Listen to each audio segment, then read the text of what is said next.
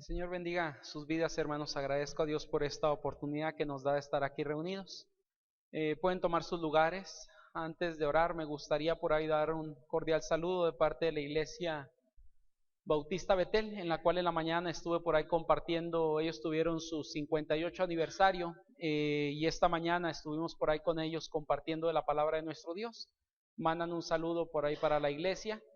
Y pues agradezco a Dios que me permite estar en esta tarde compartiendo con ustedes su palabra. Y pues gracias a Dios también por mis hermanos por ahí de la rondalla, que mariachi de Vargas de Tecatitlán y que Tríos Los Panchos ni nada de eso.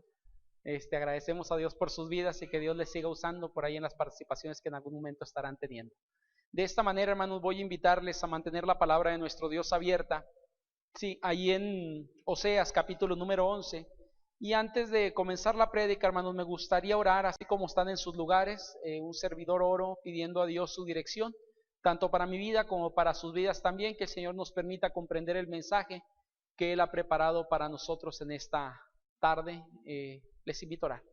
Padre bendito, queremos agradecer por la oportunidad que nos da, Señor, de estar reunidos en su nombre. Gracias porque hoy, Señor, a pesar de ser un día con muchos festejos, Padre, para los papás que nos ha dado en esta tierra, Señor, algunos de mis hermanos y parte de varias familias, Señor, podemos dejar tal vez algunos festejos para poder estar alabando y buscando su nombre, Señor, alabando su nombre en este lugar.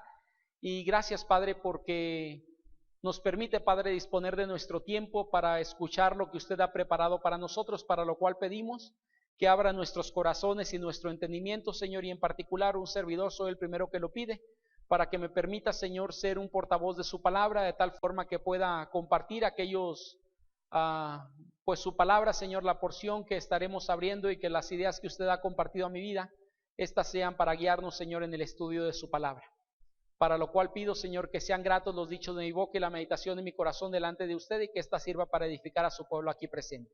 En Cristo Jesús pedimos por todo esto. Amén. El Señor bendiga sus vidas, hermanos. Voy a pedirles que mantengan por ahí la palabra de Dios abierta en el libro de Oseas, capítulo número 11. No sé por ahí si tu Biblia, que es Reina Valera, quien trae Reina Valera 60, tiene un título este pasaje.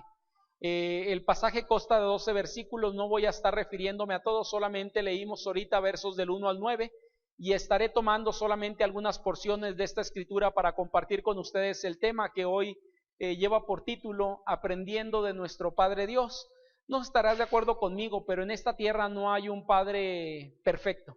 Todos los padres, el mejor padre tal vez que Dios te ha dado para poder educarte, poderte guiar, el mejor de ellos, no sé quién sea, no, ni vamos a tomar ahorita un concurso a ver quién es el mejor papá o quién tuvimos el mejor papá, pero el mejor papá que Dios nos haya prestado, cualquiera de ellos cometió errores. Es decir, no son perfectos, no tenemos padres perfectos, todo padre humano tiene errores, tiene algunas circunstancias tal vez que dificultaron nuestra propia educación en algún momento, pero agradecemos a Dios por la persona que puso cercana a nosotros para podernos guiar, podernos dirigir desde pequeños, y entendemos de esta forma también que solamente hay un Padre que es perfecto y este es Dios en el cual creemos.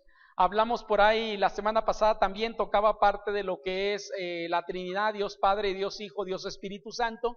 El pasaje por ahí manejado en Oseas habla acerca de Dios Padre como Padre precisamente sobre el pueblo. Es una analogía que está haciendo de alguna forma, hablando acerca de Israel o Efraín, dice por ahí, hablando acerca del reino del norte. En el pasaje vamos a encontrar por ahí en Oseas capítulo 11 mucho el título de Efraín. Algunas versiones, si traes otra versión diferente a Reina Valera, no va a manejar la palabra Efraín, sino más bien Israel. Y ambos, tanto Israel como Efraín, están haciendo alusión al reino del norte, que de alguna manera Dios guía y es un pueblo bastante obstinado. De hecho, el título de este pasaje ahí en el capítulo 11 dice, Dios se compadece de su pueblo obstinado. Era un pueblo bastante difícil y creo, hermanos, sinceramente que esta es la realidad de muchos de los que hoy en día son padres o somos padres. Los hijos también que estás educando, muchos de ellos somos obstinados en algún momento, somos gente difícil, somos gente complicada, no nos dejamos guiar con tanta facilidad, no nos dejamos dirigir por los padres que Dios nos ha prestado o ha puesto al cuidado nuestro. Bueno, quiero sacar de aquí, hermanos, del pasaje del capítulo 11 de Oseas, algunas enseñanzas que me parece pueden ayudarnos en la crianza, el cuidado, el desarrollo de nuestros hijos en muchos sentidos. Aún aquellos que tal vez ya son padres, son abuelos, ayudarás en algún momento, en algún consejo a alguno de tus hijos, a alguno de tus nietos, y espero que podamos sacar algunas enseñanzas. Hoy en la prédica quiero compartir contigo 4 cosas muy en especial basadas por ahí en este pasaje, pero antes de ir a esas 4 cosas, hermanos, podemos ver en el capítulo 11 de este libro de Oseas la relación que Dios establece con su pueblo, de una forma como padre a hijo. Comienza diciendo el verso 1, cuando Israel era muchacho, yo lo amé, y de Egipto llamé a mi hijo, mas cuanto yo lo llamaba, tanto más se alejaban de mí. A los Baales sacrificaban y a los ídolos ofrecían sahumerios, dice por ahí la escritura. Cuando hablamos acerca de esto, está hablando acerca de un padre con un hijo en una etapa de esencia, cuando el hijo se encuentra tal vez en plena rebeldía. La mayoría de aquellos que fuimos hijos y tenemos más de 18 años, aquellos que andamos por ahí casi en los 20, 18, 20 años, pasaste tal vez ya la etapa difícil, que es la rebeldía de la etapa de la adolescencia, y algunos tal vez tienen más de 20 y siguen dentro de esa etapa, dificultando la labor de padre a aquellos que tienen por padres en estos momentos o que Dios le ha concedido.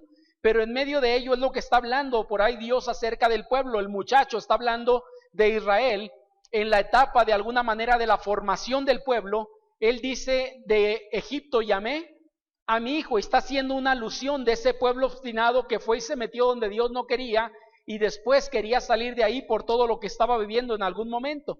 Esto también, hermanos, algunos lo toman como un pasaje profético para Jesús, pero me parece que está hablando más del pueblo, realmente el pueblo judío, de lo difícil que era y la labor que Dios estaba estableciendo con ellos como un padre.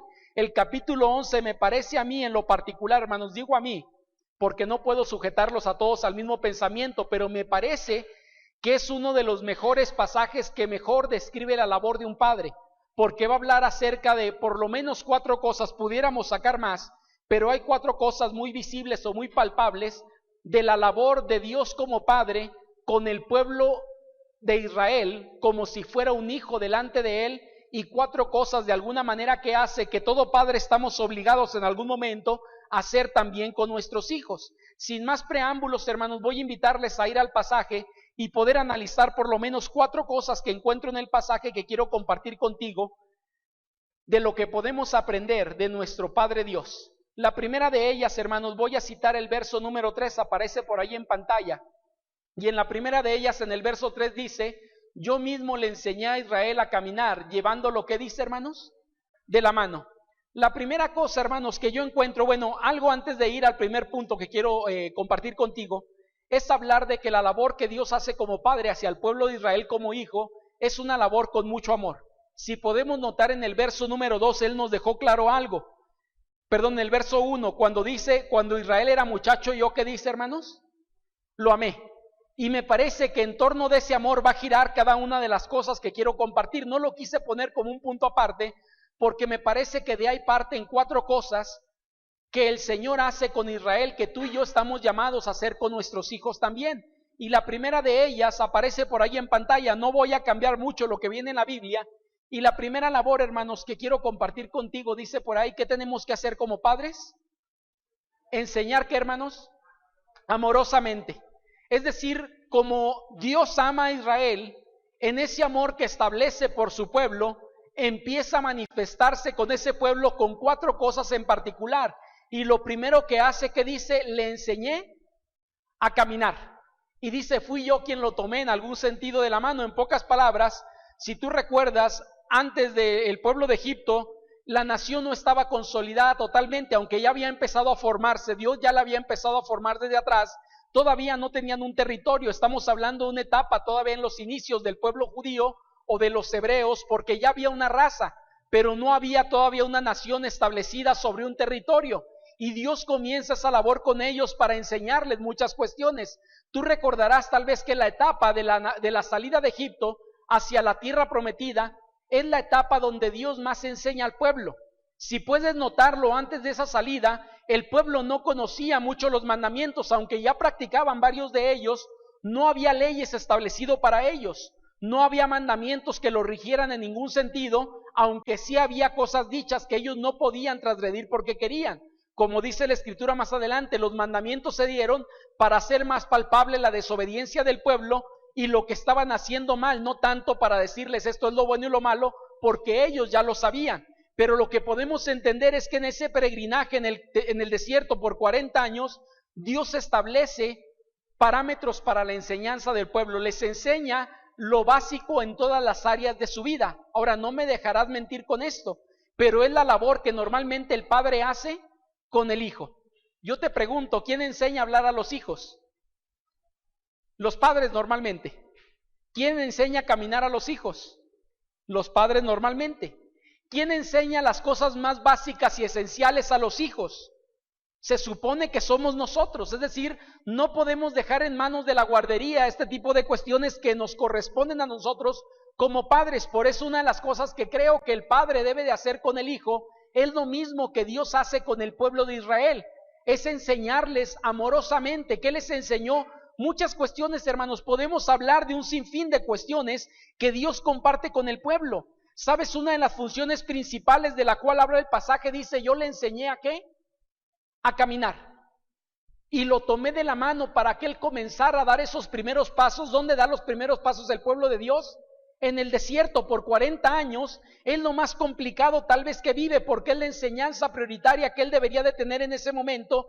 Y Dios le hace caminar y le enseña a ese pueblo a depender de Dios en las condiciones de 40 años difíciles que atraviesan en el desierto. Las cosas más importantes también de la vida, hermanos, de un hijo son enseñadas hoy en día o deberían de estar siendo educadas por los padres. Lamentablemente hoy en día hemos dejado muchos de nosotros o nuestra sociedad en manos de la escuela, en manos de profesores, en manos de la guardería, en manos de otros educadores, las cuestiones básicas que deberían de ser nuestras. Ahora, ¿por qué enseñamos a los hijos? Porque amamos a cada uno de ellos, se supone, y en ese amor estamos enseñando lo mejor para sus vidas. Yo creo que un padre que hace algo bueno no le enseña lo malo. Dios nunca enseña al pueblo a hacer algo malo. Si encontramos en la Escritura, siempre encontraremos que Dios enseña al pueblo a desarrollar hábitos, principios, valores que tienen que ver con algo positivo para sus vidas y no con algo negativo para ellos. Yo creo que esa es la realidad o verdaderamente la función de la enseñanza del padre. Enseñar al hijo las cosas básicas de su vida que le marcarán por toda su existencia. Si son 40, 80 años en este mundo, le marcarán desde pequeño esas cuestiones que son responsabilidad nuestra, hermanos. Por eso quiero compartir esto. ¿Qué podemos aprender de Dios? Enseñar amorosamente a cada uno de nuestros hijos cada cosa que es necesaria para su vida. La enseñanza se puede dar, hermanos, sin sentido o con una intencionalidad motivada por el amor. Yo creo que la segunda es la que tú y yo debemos de dar a nuestros hijos. Hay gente que enseña por default a los hijos algunas cuestiones, pero yo creo que el padre debería amorosamente enseñar las cuestiones básicas a cada uno de sus hijos. Llegarán momentos en que el padre necesita sentarse con el hijo y hablar con ellos cara a cara sobre las cuestiones esenciales de la vida. ¿Sabes una de las cosas tal vez que más anhelo? Falta mucho tal vez para ello, aunque el tiempo pasa rápido. Pero espero que mi hija llegue a los 5 o 6 años donde yo pueda compartirle el plan de salvación. No me gustaría dejárselo en manos de una maestra de escuela dominical. Ella o él hará su función, pero esto sería una responsabilidad mía, no solamente traerla al templo. Esa es parte de la responsabilidad, pero un hijo no se salva por venir al templo. Un hijo se salva por entablar una relación personal con Cristo como Señor y Salvador de su vida. Y sabes, es triste, pero muchos de nosotros a veces queremos que esta labor la haga el maestro de escuela dominical, el maestro de escuela bíblica de vacaciones, cuando debería de ser una labor nuestra. A lo mejor esto que voy a decir no suena tan bien, pero es una realidad también. Llegará un punto en el que la niña a los 11 o 12 años llegue a una circunstancia que toda niña vive o antes de esa edad. ¿Y sabes quién tendría que hablar con ella? Sus padres, no los maestros.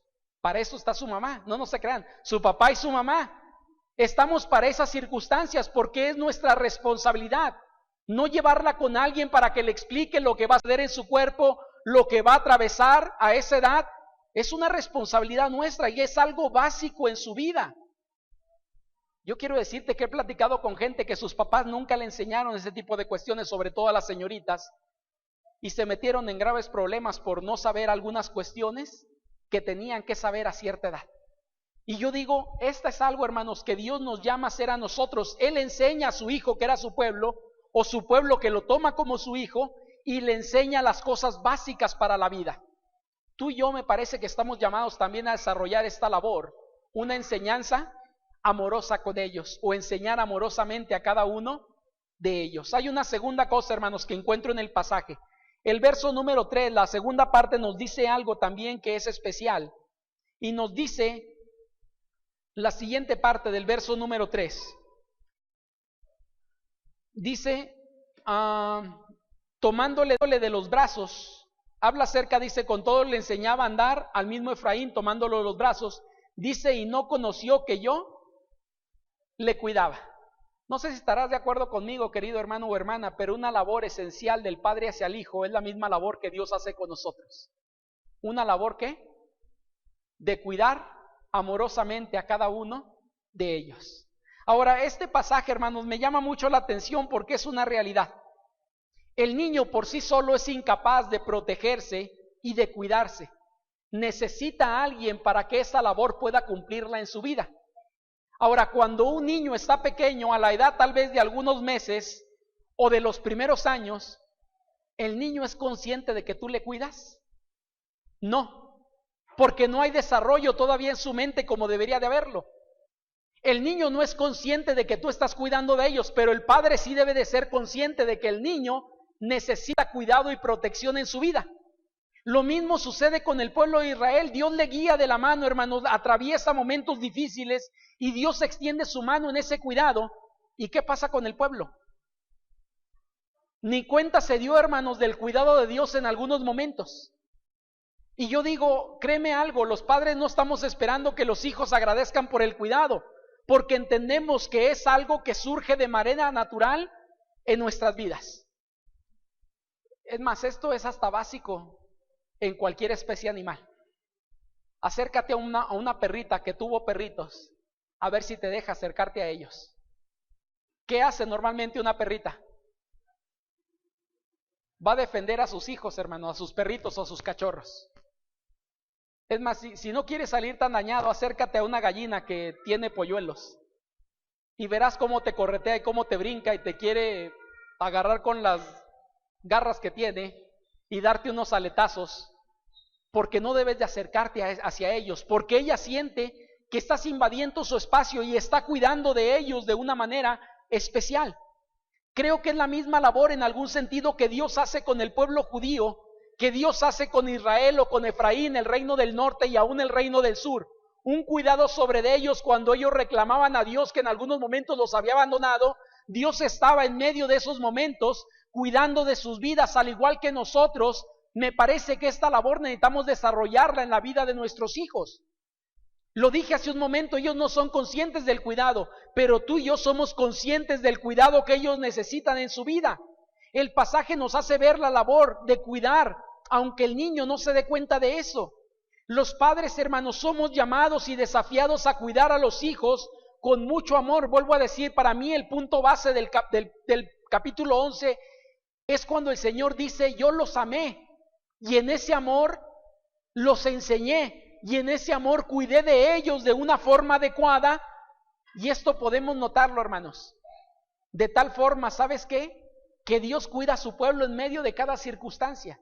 Pudiera hablarte de milagros y milagros que Dios hace con el pueblo en ese cuidado que tuvo con ellos. ¿Recuerdas cuando están a punto de ser atrapados antes de cruzar el Mar Rojo, en el momento casi de la salida? ¿Qué es lo que Dios hace, hermanos, en ese cuidado, en esa protección sobre el pueblo? Abre el mar. Ellos pasan como en seco, porque no sé si te has metido a algo que tuvo agua, pero te atascas dentro de ello. Y dice la Escritura que ellos pasan como en seco. Pero ¿qué pasa con el pueblo egipcio? Terminan ahogados, hermanos, donde el pueblo de Dios atraviesa de manera sencilla y fácil. ¿Cómo se llama eso si no cuidado de Dios sobre ese pueblo? En medio del desierto podemos hablar de varias circunstancias y encontramos a un Dios cuidando del pueblo. Misma labor me parece que tú y yo necesitamos aprender de Dios en el cuidado de nuestros hijos. Ellos no son conscientes del peligro. Un niño a la etapa de unos meses o unos años no son conscientes, hermanos, del peligro y se pueden aventar de la cama creyendo que nada les sucederá. Se suben aquí, quieren brincar para un lado, para otro, pero Dios ha puesto a los padres para cuidar de ellos de una manera especial. Cuidar lleva consigo, dejar que el otro tome sus propios riesgos, hermanos, para capacitarlos, porque algo también que lamentablemente no hemos aprendido los padres es hacer un cuidado realmente de ellos. Algunos padres somos sobreprotectores con los hijos. Y un padre que sobreprotege al hijo, lamentablemente, lo está incapacitando para vivir la vida.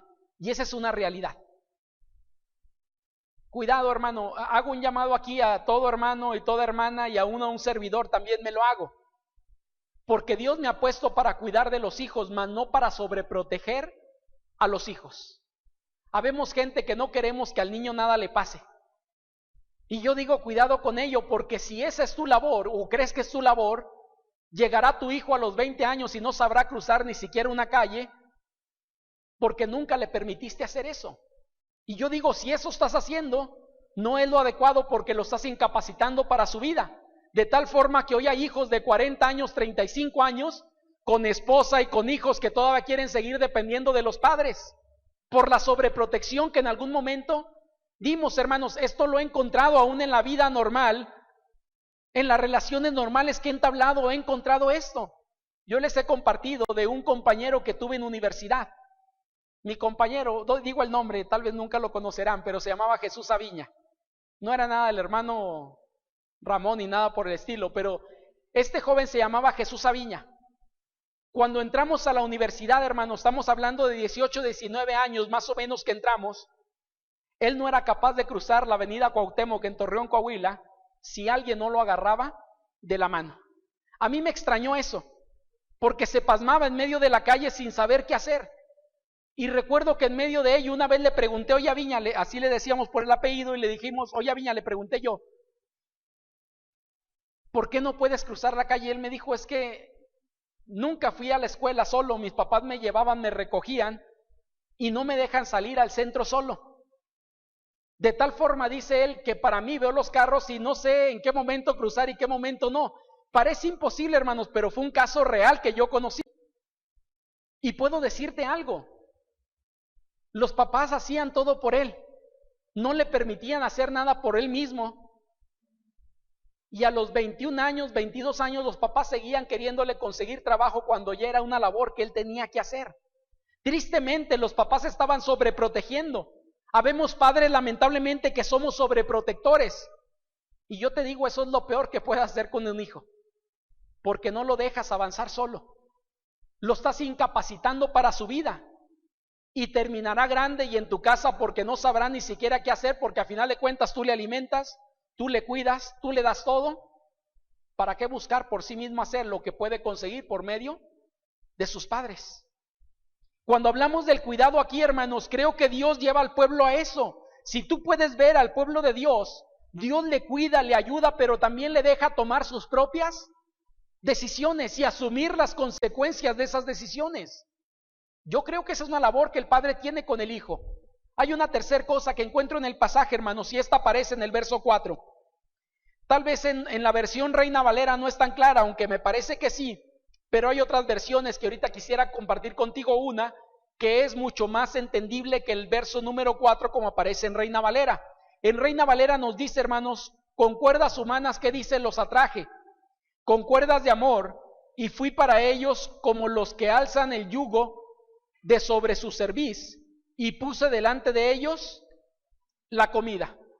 Una versión que es NTV o Dios habla hoy, cualquier otra versión, NBI también, si mal no recuerdo, traducen, por ejemplo, yo tengo aquí en mi mano NTV, Nueva Traducción Viviente, y el verso 4 me gusta como lo traduce, porque dice, guié a Israel con mis cuerdas de ternura y amor, quité el yugo de su cuello y yo mismo me incliné para alimentarlos.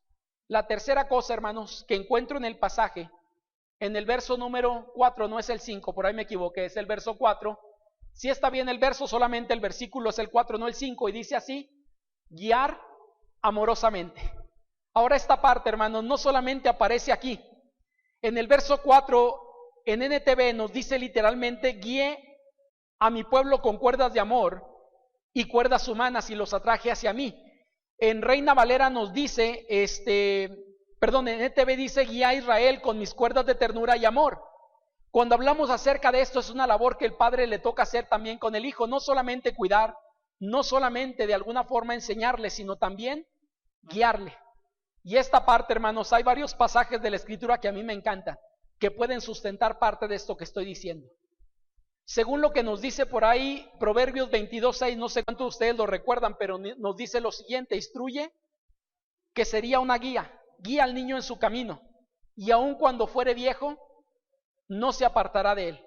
Ahora es interesante, hermanos, lo que dice Proverbios 22:6, porque dice: instruye al niño, ¿en dónde? En su camino. Y nótese lo siguiente, hermanos, cuando habla de su camino es un término más amplio que el que a veces utilizamos nosotros. Cuando alguien, o he escuchado a veces compartir este pasaje, y siempre se nos habla o se nos dice que es el camino de Dios. No solamente es el camino de Dios, es el camino de tu hijo, en el cual implica el camino de Dios, pero también su propio camino. Y en esto me parece, hermanos, que es una realidad. Ahora, ¿por qué creo que es una realidad? Porque según entendemos en la Escritura, lo que nos dice el pasaje es una labor que Dios ha hecho con nosotros. Una de las encomiendas de Dios es guiar al hijo en el camino que Dios ha trazado. ¿Sabes? Dice la Escritura que con cuerdas de amor, ¿qué? Los atraje. Con cuerdas humanas y cuerdas de amor, los atraje hacia mí, dice la Escritura. ¿Sabes lo que Dios iba poniéndole? No sé si has visto esto, no, si lo has hecho en algún momento, pero es como estar haciendo un laberinto en algún momento. Tal vez si tú quieres con una hormiga, si tú tienes un palillo y le pones a la hormiga el palito, ¿qué hace normalmente la hormiga?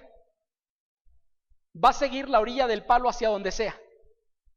Y tú puedes guiar a esa hormiga donde quieres llevarla, poniéndole un palo o algo que tengas donde ella no pueda trepar, y le vas cortando el camino que él debe de seguir para hacer lo que vaya hacia donde tú quieres que él vaya, o el camino de alguna forma que has entendido que él debe de vivir. Y esta parte me parece, hermanos, que muchos a veces batallamos con ello. Si tu hijo muestra aptitudes, tiene cualidades en particular, ayúdale a desarrollar eso. ¿Cómo? Guiándole, orientándolo. ¿Hacia dónde? Hacia el camino que Dios ha trazado para él. Claro, la primera cosa que debemos de entender es el propio camino que Dios ha trazado en su palabra, pero también aún en la vida.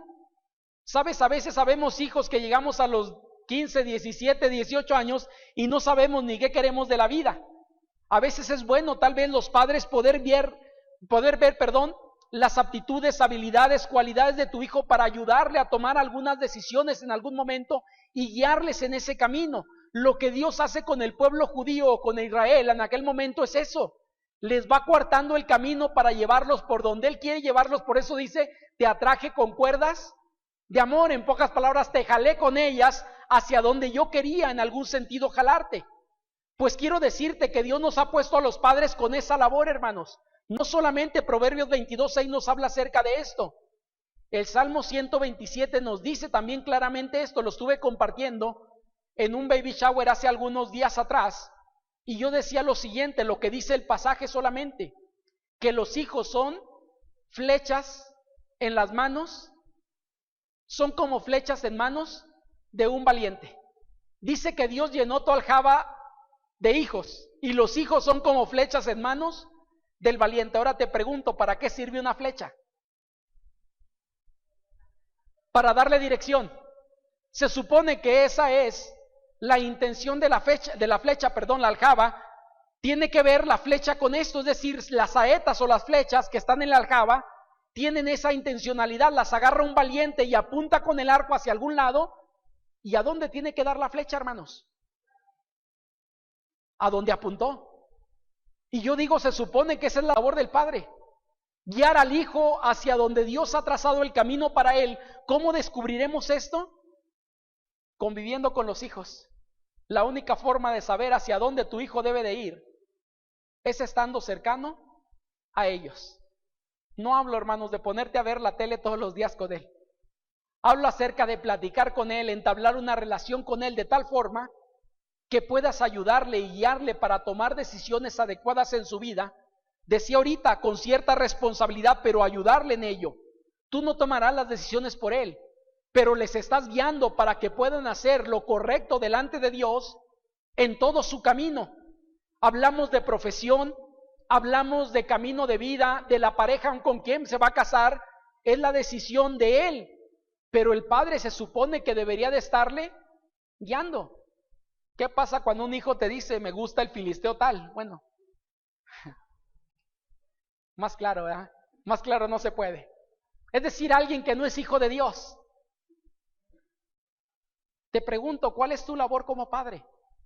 Decirle, mira qué bien, pues está guapo el muchacho, ¿verdad? Y tiene con qué sostenerte, tal vez porque es bien acomodado.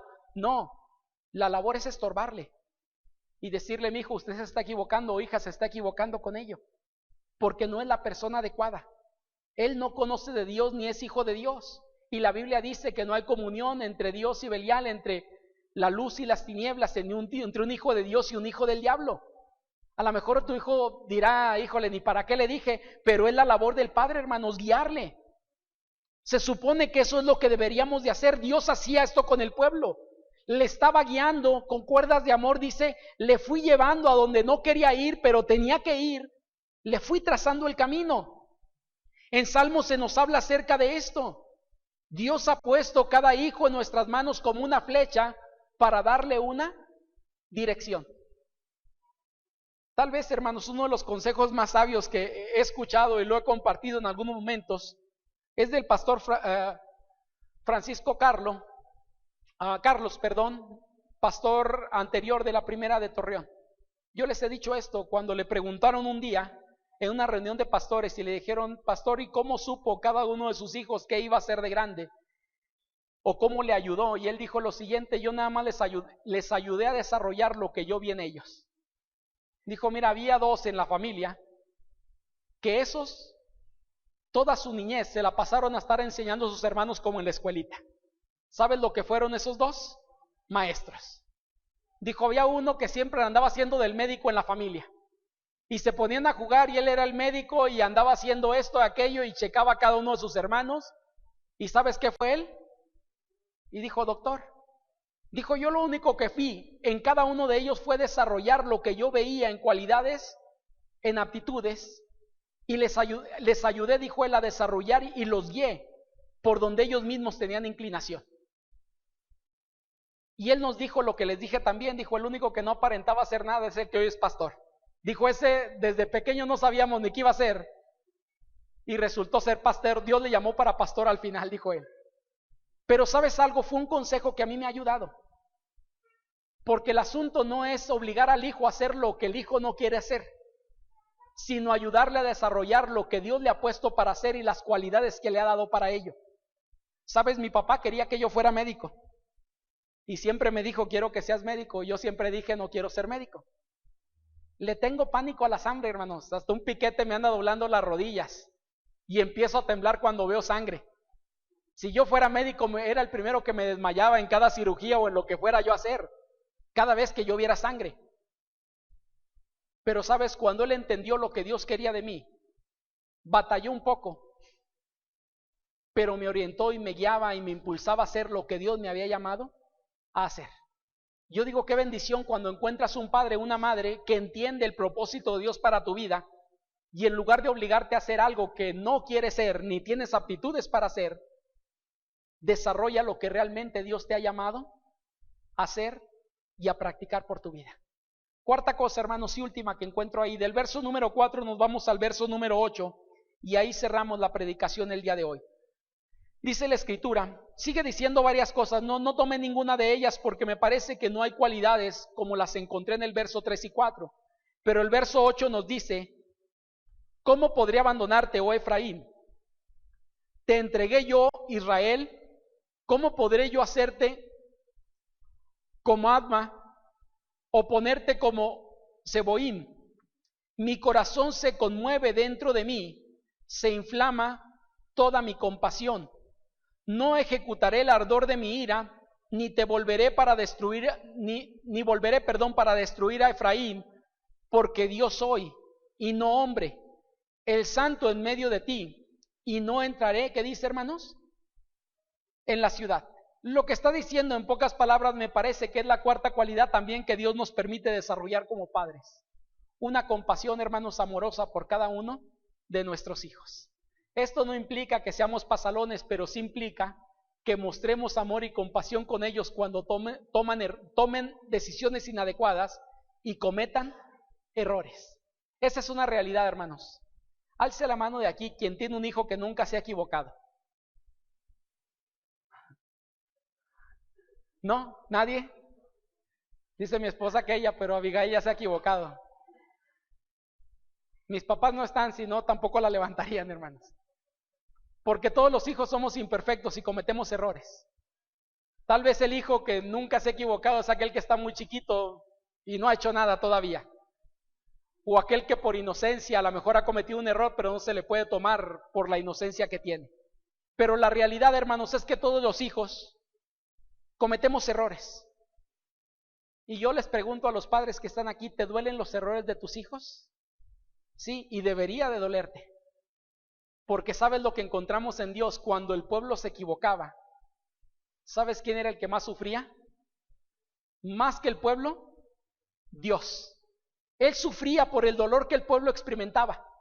Con las pérdidas que tuvieron dentro de ese peregrinaje hacia la tierra prometida, en los errores que el pueblo cometió, Dios mismo le dolía en su corazón lo que el pueblo estaba haciendo. Es más, si le dolía al que no era su pueblo, cuando hablamos de su pueblo le dolía todavía aún más, y esto es lógico y normal.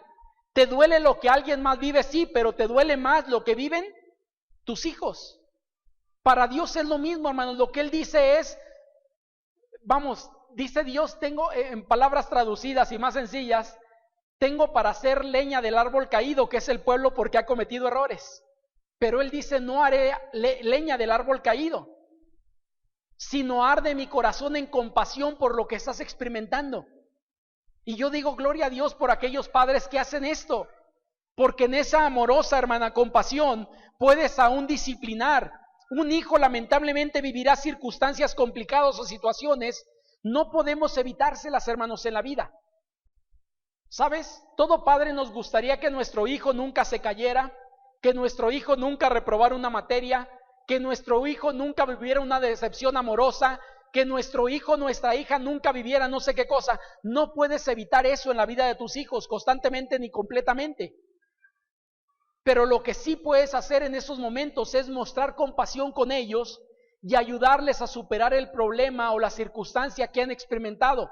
Estas consecuencias, hermanos, podrían considerarse como disciplina, pero aún el padre en esos momentos, según lo que encontramos aquí, se compadece y tiene misericordia y tiene compasión por el hijo que está experimentando el dolor que le ha llevado a experimentar sus propias decisiones inadecuadas.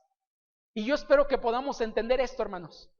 Cuando tu hijo se equivoque, cuando tu hijo falle, cuando tu hijo cometa algún error, no hagas leña del árbol caído. Dile palabras con amor, que aunque le duelan, pero que sean con amor y puedan ayudarlo a levantarse en esos momentos. ¿Por qué digo esto? Porque he encontrado padres que a veces, lamentablemente, somos duros y difíciles. Y en lugar de ayudar al hijo, más le perjudicamos. Te he contado esta circunstancia o esta experiencia, ¿no? En la Ciudad de México, en la iglesia que pastoreé en algún momento, una de las jóvenes de la iglesia tenía alrededor de 20 años más o menos, salió embarazada, un embarazo fuera del matrimonio por fornicación. Y yo recuerdo que fue una de las cosas más difíciles que tuve que tratar en el ministerio allá, porque, ¿sabes algo? Ella vive eso, pero la propia familia me pedía ajusticiarla ante la iglesia, es decir, disciplinarla, y me dice la abuelita, ella tiene que pasar y pedir perdón. La pobre muchacha iba de vez en cuando a la iglesia, ni siquiera un liderazgo tenía, no tenía nada, y me decía la abuelita, ella tiene que pasar y pedir perdón a toda la iglesia por lo que hizo, y para que se le quite va a suceder esto y aquello. Yo recuerdo que tuve que sentarme con parte de la familia un día y les dije, hermanos, quiero decirles algo, su hija o la nieta ya está paliada por lo que vivió. Estaba estudiando ella en ese momento, tuvo que dejar sus estudios, se coartó toda su vida de capacitación por causa de ello, por lo menos por un tiempo.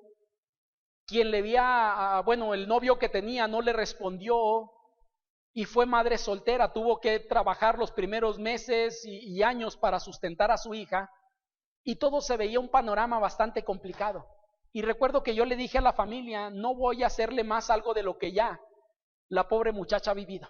Yo platiqué con ella y en medio de ese platicar, hermanos, había un lloro amargo por lo que había experimentado. Lamentablemente tuvo que atravesarlo para poder entender en lo que se había metido. Y yo le dije a la familia, no voy a hacer leña del árbol caído. Y me asombra, le dije yo a la familia, que sean ustedes quien esté pidiendo algo más para ella y casi patearla estando en el suelo. Me parece que no es lo adecuado. Yo recuerdo, hermanos, que tuvimos que restaurar a esta jovencita y Dios trató con ella en muchos sentidos. Después de algún tiempo, quien había sido su novio y el padre de su hija se convierte a Cristo y se casan como 3 años después de ello. Hoy en día, por lo menos hasta donde yo sé, es una familia relativamente feliz. Pero lo que puedo decirte, ella ya había atravesado todo lo que vivía alguien que se había equivocado. Lo que dice Dios es, no voy a hacer leña del árbol caído que es Israel. Ellos cometieron errores, Él dice, pero ahorita mi corazón arde de compasión por los errores y las consecuencias que ellos están pagando. Lo que estamos hablando aquí, hermanos, era un padre que le duele lo que su hijo vive y puede utilizar aún estas condiciones para amarlo. Y no quiero decir que seamos pasalones, puedes disciplinar, pero hay formas de disciplina donde puede el hijo aprender en los errores que comete. No el típico que utilizamos muchos, ¿no? De ya te había dicho, ya ves, cabezón, ¿por qué no entendiste la primera? Estás viviendo esto. No, yo digo, hablemos amorosamente con ellos. En esos momentos de crisis, hermanos, no se expresa la ira, sino el amor compasivo de Dios. Es lo que Dios dice. Él dice, yo no soy hombre para expresar aquí mi ira contra ellos. Yo soy Dios y puedo controlar la ira, que es una emoción, y en lugar de ello, mostrarle mi compasión al pueblo. Y yo digo, gloria a Dios por aquellos padres que así lo hacen. Claro, sufrimos consecuencias, no se pueden quitar, pero nos ayudan a atravesar los momentos difíciles en las malas decisiones que hemos vivido en algún momento. La invitación, hermanos, para todos nosotros, y quiero cerrar la prédica, es diciendo lo siguiente. Hay por lo menos aquí 4 cualidades de Dios Padre que podemos aprender para nuestra vida. Aquellos que estamos comenzando la labor como padres y aquellos que a lo mejor ya la terminaron en el sentido de educación, pero todavía hay la crianza con los hijos, el ayuda con los nietos y todo este tipo de cuestiones. La invitación es practiquemos y aprendamos lo que encontramos en Dios. Dios es un Padre amoroso, hermanos, y encontramos en Él que tú y yo debemos de enseñar amorosamente a nuestros hijos. Debemos de cuidar amorosamente a cada uno de ellos también. Decíamos ahorita, ese cuidado que Dios expresó con su pueblo. Debemos guiar amorosamente a cada uno de ellos y mostrar una compasión amorosa en los momentos de equivocación y de errores en sus vidas. Oramos. Padre bendito, gracias damos, Señor, por esta oportunidad que nos da de poder encontrar en su palabra, Señor, algo que nos ayuda como padres a hacer su voluntad en nuestras vidas. Gracias, Señor, por su palabra y porque en este capítulo 11 de Oseas, Señor, usted nos muestra la labor de un padre con sus hijos. Usted nos dice, Señor, que a Efraín o a Israel, usted estuvo con ellos todo el tiempo haciendo esta labor, Señor, de cuidado, de enseñanza, de guianza, de mostrar compasión en sus vidas, Señor. Y permita, Padre, que nosotros podamos también aprender de ello y poder ser mejores padres de lo que hoy somos. No quiere decir, Señor, que seamos tal vez los peores padres del mundo, pero sí queremos ser mejores padres que le puedan agradar, Señor. Y gracias, Padre, porque en su palabra nos muestra algunas cualidades que son necesarias en nuestra vida. En Cristo Jesús pedimos y agradecemos por todo esto. Amén. Que el Señor les bendiga mucho, hermanos.